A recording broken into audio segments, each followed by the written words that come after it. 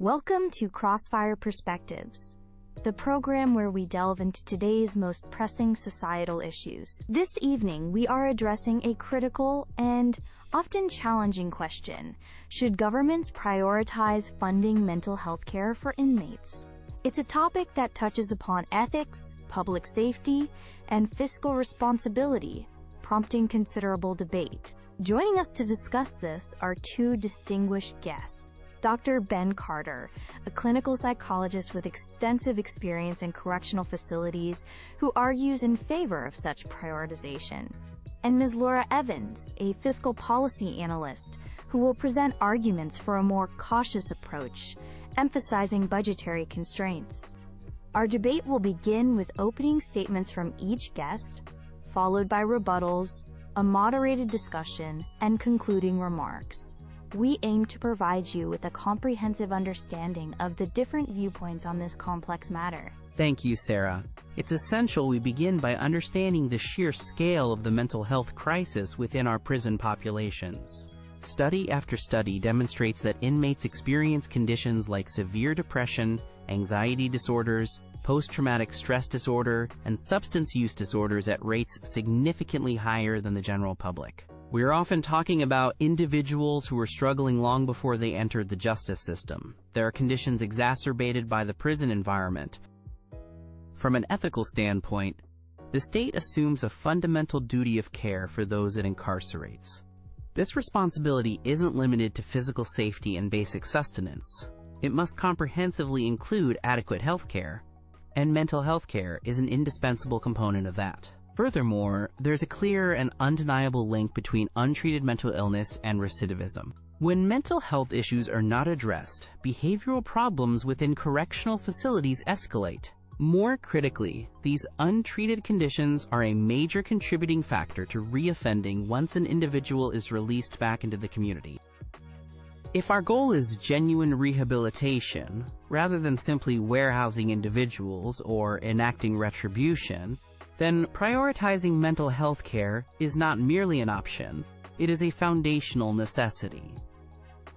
Investing in mental health services for inmates is an investment in breaking the cycle of crime and fostering safer communities for everyone.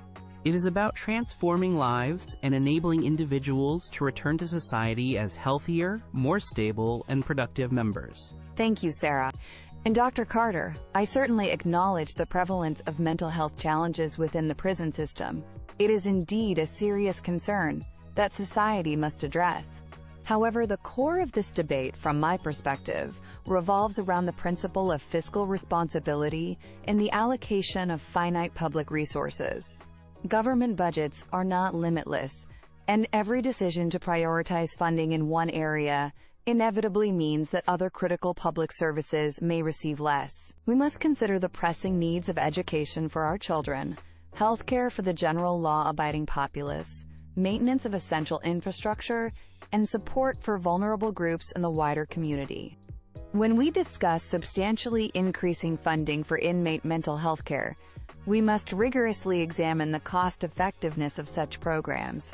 Are these specific in-prison interventions demonstrably the most efficient way to achieve desired outcomes, such as reduced recidivism or improved community mental health? Or could similar, or even better, results be achieved by investing in community-based mental health services, early intervention programs, or initiatives that address the root causes of crime, like poverty and lack of opportunity? Moreover, we cannot ignore the perspective of the taxpayer.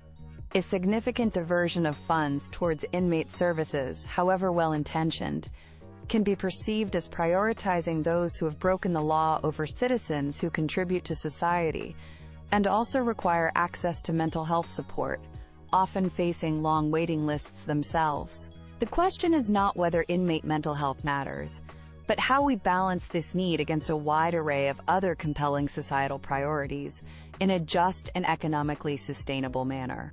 Ms. Evans raises important points about fiscal constraints, and I appreciate that perspective.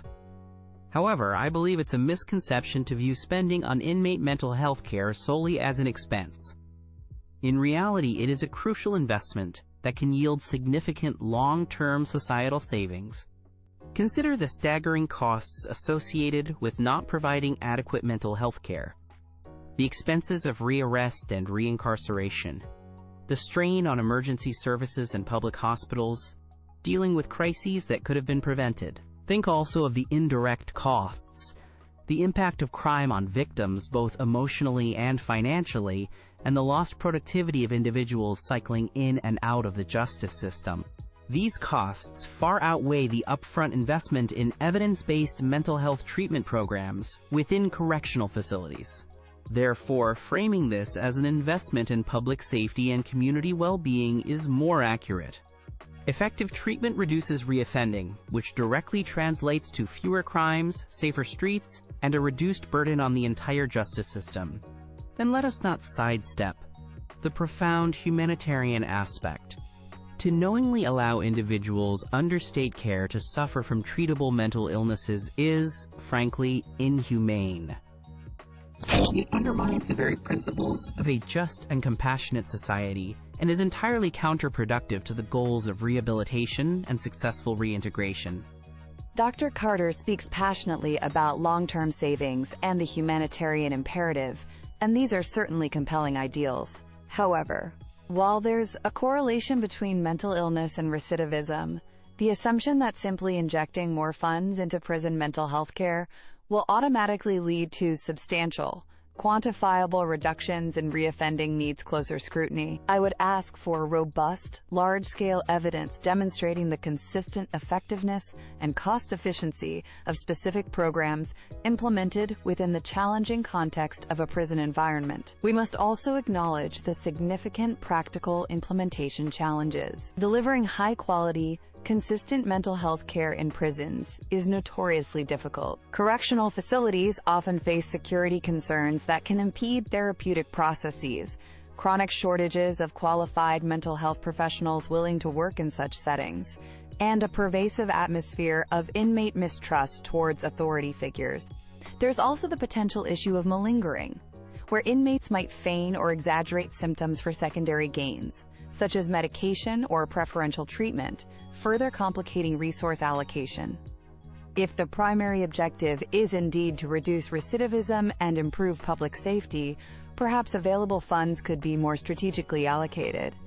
This could include enhancing vocational training and educational opportunities within prisons, or developing more robust post-release support systems that integrate community-based mental health care, housing assistance, and employment services, addressing a wider range of criminogenic needs. Thank you both for those insightful rebuttals. Dr. Carter, Ms. Evans raises some very practical points about the difficulties of implementing effective mental health care within the prison system. She mentioned issues like ensuring quality of care, overcoming staffing shortages, and building trust with an often skeptical inmate population. How can governments realistically address these significant hurdles to ensure programs are truly effective? Those are indeed critical challenges, Sarah, and they require a multifaceted approach. Firstly, ensuring quality means investing in evidence-based programs and rigorous evaluation.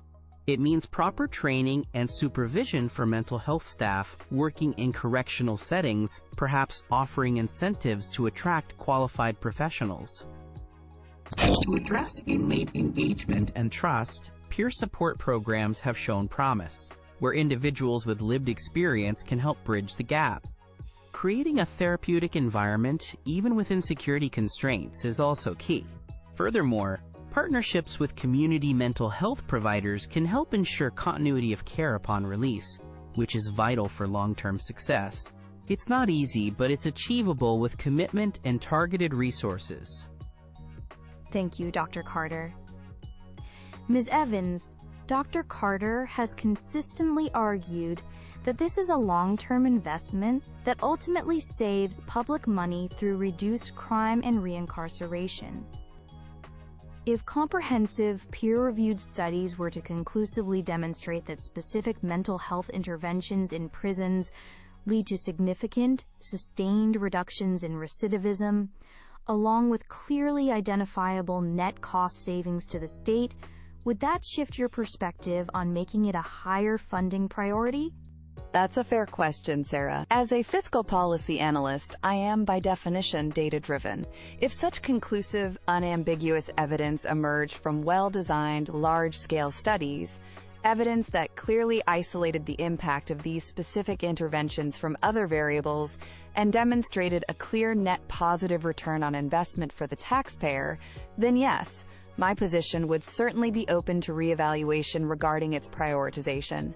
However, the bar for such evidence must be very high, given the complexities and the significant resources involved. We would need to see sustained results, not just short-term improvements. And even then, it would still need to be weighed against the potential benefits of alternative investments in public safety or community-based mental health initiatives, which might offer even greater returns or reach a broader population. Dr. Carter, a quick response to Ms. Evans' point about the high bar for evidence and comparison with community initiatives? I agree the bar for evidence should be high, and continuous evaluation is key. However, we already have substantial evidence for many interventions, and community initiatives are vital, but they cannot replace the need for care within prisons for those already incarcerated and suffering. The two should be complementary, not mutually exclusive. In closing, I want to reiterate that prioritizing mental health care for inmates is far more than an act of compassion. It is a strategic, evidence-informed imperative for building safer communities. Addressing the mental health needs of those within the correctional system directly tackles a significant driver of criminal behavior and recidivism. We have the opportunity to transform our justice system from one focused primarily on punishment to one that genuinely fosters rehabilitation and offers a pathway to successful reintegration. By investing in the mental well-being of inmates, we invest in a future with less crime, fewer victims, and stronger, healthier communities for all. It is a call for a more humane, effective, and ultimately, a more just approach.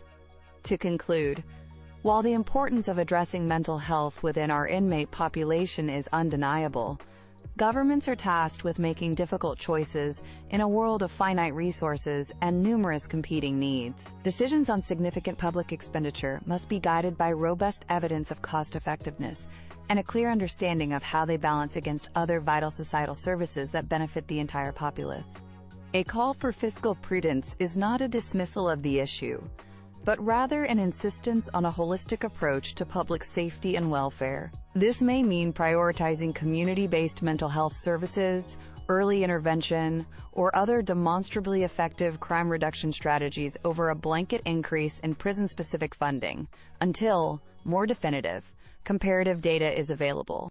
Careful, comprehensive consideration is paramount. Thank you, Dr. Carter, and thank you, Ms. Evans, for your insightful and articulate contributions to this important discussion this evening.